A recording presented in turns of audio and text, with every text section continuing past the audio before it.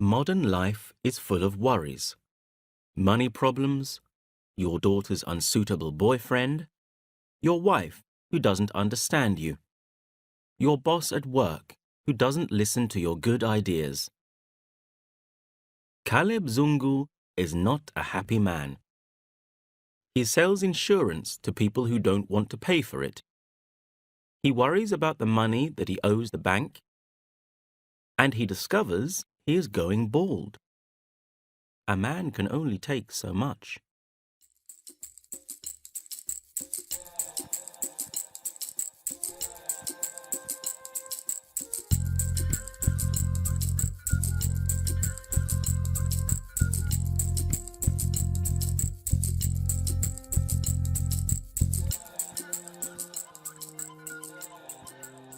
Caleb Zungu was 43 years old, married to Notando for 13 years, with two girl children, Busi, who was 8, and Kwesi, who was 14. He owned a house in Johannesburg, a car, and 2 dogs. He was a salesman for a large insurance company, Allied Life, where he had worked for 5 years. He owed money to the bank and hoped that God would help him, perhaps with the death of a long-lost uncle who would leave him some money. Natando had a full-time job at Transstar, a bus company. The girls were on school holidays, as it was April, and the dogs, which no one called by their real names, were happy with life. On this Monday, Caleb woke up, took a shower, brushed his teeth, and put his clothes on. He looked handsome and frighteningly well dressed in his dark blue suit, white shirt, and black shoes. He drank his coffee quickly and went back to the bathroom. Natando almost dropped her coffee cup when she heard a scream coming from there. Perhaps he's ill, she thought, and ran to see what the matter was. She found Caleb in front of the mirror, feeling the top of his head with his hand. He had discovered a bald patch, the size of a coin, and he was very miserable about it. What babies men are, thought Natando. To her husband, she said kindly, "But Caleb, baldness just shows how strong and sexy you are. Every woman knows that. You're looking very good today." He did not reply. Later, she waved to him as usual as he drove away in his bright pink car, an old Renault which he had never found the time to repaint. But she knew that he was still deeply worried because he hadn't even taken his mobile phone. While she was getting ready for work, she thought about her daughters. Kwesi spent too much time talking to her friends on the phone and listening to her favorite music. Now she'd even written, "I love JM" on her trainers. Who the hell is JM? Thought Natando. Probably one of those awful boys who wait around on street corners, watching the girls. My daughter is not going to have a boyfriend like that. Her helper arrived to take care of the girls, and Natando left for work in her friend Marcia's car. Now she was thinking about her husband's problem. Some men have killed themselves when they've lost their hair, she thought. What a terrible thing to do. You've no chance of going to heaven if you kill yourself. Surely Caleb isn't thinking about suicide, is he? I'll be as angry as hell if he tries something like that. At that moment, Caleb was in the Allied Life office. where the manager, Arnold Spicer, was accusing all the salesmen of laziness. "More and more people are growing older," he told them, waving his arms angrily. "They worry about death, so they need insurance. And you all sit here doing nothing about it when you should be out there in the streets, selling." Caleb wished he had a full head of hair, like Spicer. Easy for him to say that, he thought. He doesn't have to go out looking for customers. It's more difficult for me than the others. I'm the only one who has to sell insurance to black people. Most of them just don't want to pay for it. And the ones who do, well, they make sure they're never at home when I arrive to collect the money every month. It's not surprising I'm losing my hair. And for the first time in many months, he decided he'd like a drink. As he drove along Empire Road, he tried to think of famous men who were bald. There was Winston Churchill. Some women found him sexy. What about Gandhi? Well, Gandhi was famous for other things. Bruce Willis. Was he really hairless? He was an actor, so perhaps his head was also acting bald. A bald President Mandela would help. Then people would realize it wasn't so bad to be bald. And lots of men like Caleb would walk around with their heads held high.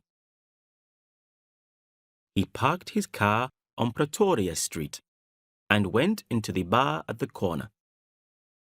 It was early for a drink, only 11:30 in the morning, but Caleb told himself it was an unusual day.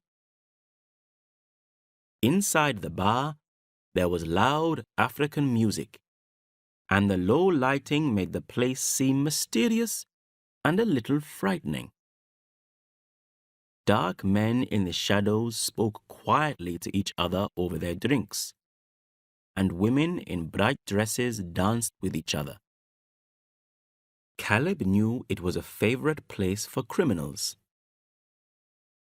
Does it have fire insurance? He wondered. He chose a table, sat down, and ordered a beer from the waiter. The music filled the room and beat inside his head. He was on his third beer when the dancing women were beginning to look sexy, and he started thinking about suicide. He cried into his glass as he thought of Natando and his daughters. What will happen to them? There's the money that I owe, and of course the funeral will cost a lot. Natando will have nothing, and the children will hate me forever. But it was just as bad to go on living. He knew that losing his hair was the beginning of the end for him. If I can't find any more customers, I'll lose my job, he thought. In a few months from now, I could be a beggar on a street corner, holding a notice that says, "Wife and children hungry, please help." My daughters would be so ashamed of me. Yes, death must be better than that. Already feeling less miserable, he put some money on the table and stood up to leave. It was then that a man entered and came straight over to Caleb's table. He was a very thin white man, completely bald, wearing dirty clothes and an old pair of trainers. He sat down and said calmly to Caleb, "Take a seat, my friend. You're going nowhere." What do you mean? Asked Caleb. He had no idea why he was doing it, but he obeyed the man and sat down. You were thinking of suicide, weren't you? The man said. I followed you here. I told myself, he's going to do it. He laughed. It was not a pleasant sound. Then he turned and shouted at the waiter, Bring me a beer, double quick. Forget it, Ranger, the waiter shouted back. I'm not even giving you a glass of water until I see some money first. Who says I need to pay? The man called Ranger replied. My friend here, and he put a thin hand on Caleb's shoulder, is about to kill himself. Now wait a minute, Caleb began. And it's very stupid to die with money in your pocket, don't you think? Ranger was enjoying himself. People were laughing. Even the dancers stopped for a moment to look at this fool who wanted to take his money with him when he died. What's your name, friend? Ranger said. Caleb knew it was time to tell Ranger to get lost. He stood up, then saw the notice that the white man was carrying. Tom Ranger, blind soldier. Don't need your pity, but money will do. I drink and smoke just like you. My God, said Caleb. Blind. Oh, I'm sorry. Well, said Ranger carelessly, I'm sorry too. Now am I getting my drink or what? Caleb called to the waiter. Give the man what he wants, and I'll have another beer. Turning back to Ranger, he said, My name is Caleb Zungu. And what do you do, Caleb Zungu? Asked Ranger. You're some kind of salesman, aren't you? Yes. I sell insurance. Does it show? Man, Ranger said. When I came in through that door, I got this strong feeling of sadness, and I knew there was someone here thinking of suicide. When you're blind, you feel these things, man. Ranger would try to get money out of him. Caleb knew that, but in an honest way. The streets of Johannesburg were full of beggars and people with quick and easy ways to make quick and easy money. Caleb never gave them anything, but there was something about Ranger that interested him. As Caleb and Ranger talked about life and death over their drinks, the bar became more and more crowded. Several men recognized Ranger and smiled or waved at him. Ranger became louder until Caleb told him to be quiet. A blind man who can see what I'm feeling, thought Caleb. Something made him think about Allied life. They're blind too. Spicer refuses to accept any of my great ideas for selling more insurance. It just makes my working life impossible. Still, if I kill myself, Spicer and Allied life won't matter to me anymore. I won't miss them where I'm going. He was sure there was life after death. I don't understand, Ranger was saying. You want to kill yourself just because you're losing your hair. Isn't that enough? Asked Caleb. He didn't want to talk about his problems at work or about the money that he owed.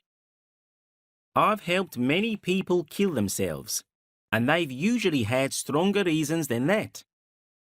There was a man who was jealous of his wife.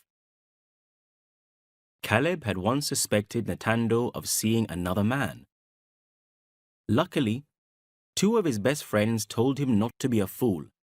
Notando was a good woman.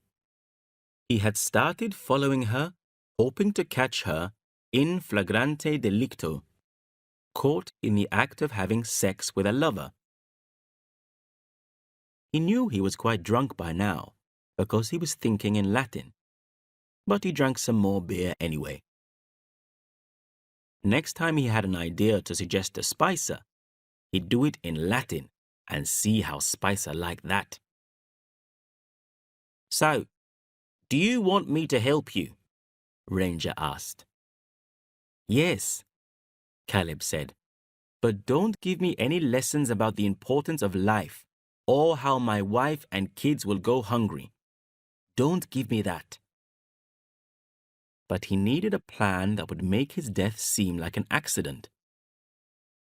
The eyes of his children stared at him from the bottom of his beer glass. "How do you wish to die? There are plenty of ways," Ranger said cheerfully. "You know, my dad was a hangman. He's unemployed now, which is a pity, but when he was working, he hanged a lot of people. You die of a broken neck when you're hanged. Did you know that?" Feeling a little sick, Caleb shook his head. He stared at his strange friend with renewed respect. Ranger was clearly a bit crazy, but he was also intelligent and had a clever way with words. "I'd like to talk like him at dinner parties," thought Caleb. "If I hadn't killed myself, I mean." It was a bright sunny day when they left the bar. The streets were crowded. Young men stood around in doorways. On every corner, women sold fruit, vegetables, watches, cassettes. Children ran about. Loud music was playing in shops. The noise of traffic was continuous. The short walk to the car gave Caleb a strange feeling. All these things happening around him. This was life. He looked at every single part of it and tried to remember it forever. As they got near the car, Caleb asked, "What do you do when you're not—" He didn't want to say begging. "Getting money out of you people with eyes," Ranger finished for him. "Playing word games. My plan was to make a word game in many languages. I'm still working on one for African languages." Caleb knew how difficult that would be, so he said nothing. "This your car?" Ranger asked, feeling the shape of the Renault with his hands. "Give me the keys, Zungu." "What?" Caleb didn't think he had heard right. "I said, give me the keys. I'll drive." Ranger's voice sounded stronger now, almost violent. Caleb didn't like to refuse and gave him the keys. Ranger got into the driver's seat and unlocked the passenger door. Caleb got in and started pulling at his seatbelt. "No seatbelts," Ranger said. "You want to die, don't you?" He started the car and drove away. In a few seconds, the pink Renault was going at top speed through the busy streets, and the rest of the traffic had to get out of its way. "Used to drive in New York," Ranger said, driving straight through a red traffic light. "Great city to drive in." He put his head out of the car window to shout at a taxi driver. "What's the matter with you, man? You blind or something?" While all this was happening, it was lunchtime at Natando's office. Natando was reading Cosmopolitan magazine while waiting for her friend Marcia. Most of the young women who worked for TransStar had already left the office. They looked forward all morning to their hour of shopping for clothes. If a manager made them stay at work, they were cross and unhelpful all afternoon. Marcia suggested going to a restaurant in Raleigh Street, so they got into her car. Notando was feeling very tired. It was hard having to look after 2 daughters and go to work. She was also wondering about Caleb. Is he going to be a problem? She thought. It's funny. You marry someone who seems to be your dream man, then bang! Something suddenly changes him into a fat old man who just makes you cross. As Marcia was driving down Raleigh Street, Notando saw the pink Renault speeding out of Abel into Harrow Street. She recognized it at once. Marcia said, "Isn't that—" "Yes, it's Caleb," Notando screamed. She heard the loud shouts of other drivers who had to stop or turn off the road as the pink Renault drove straight on. Marcia followed the crazy pink car down Harrow Road, driving at top speed herself. "Don't worry," she said. "I used to be a taxi driver. I think we can catch him." Notando said nothing, but held on to her seat. "Caleb, you fool! Why are you doing this?" she thought angrily. And the answer came to her. He's trying to kill himself. She suddenly remembered an old friend, Chris, who had tried to kill himself. First, he'd attempted to hang himself from the branch of a tree, but it was too close to the ground. Then, he decided to lie down on the railway line. He lay there for some time, but that day there were no trains on that part of the line. In the end, he went home, hot and tired, but still alive. There was a loud crash as the pink Renault turned into Risick Street. Notando couldn't remember when or how she got out of Marcia's car, but she found herself running towards Caleb's car. It had hit a wall and was badly damaged. Police cars were arriving and drivers were shouting. Suddenly, Notando screamed, "Caleb!" This cry rang above the noise of the traffic. Frightened birds left the rooftops and flew into the sky. Policemen put their hands over their ears in pain. Car salesmen stopped their sales talk to customers. And the cook in the Chicken Licken restaurant ran out of his kitchen because he thought the end of the world had come. A policeman, Warrant Officer Van Vuren, pushed through the crowd to get to the crashed car. He opened the doors, pulled the 2 men out, and laid them on the road. Notando ran to Caleb and cleaned the blood off his face. Calling his name again and again, she looked lovingly at him. She knew then that although he was a fool and smelt of old beer and dirty socks, she loved him. When he opened his eyes and smiled, Notando almost cried with happiness. Seconds later, she was filled with anger. She pulled Caleb to his feet, and pushing him against the car, she began to beat him with her hands, screaming wildly, "You stupid fool! You stupid fool! You stupid fool!" At last, tired of this, she threw her arms around him.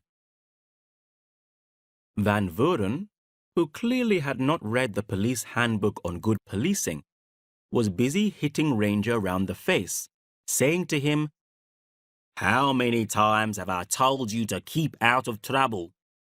You're giving us white men a bad name.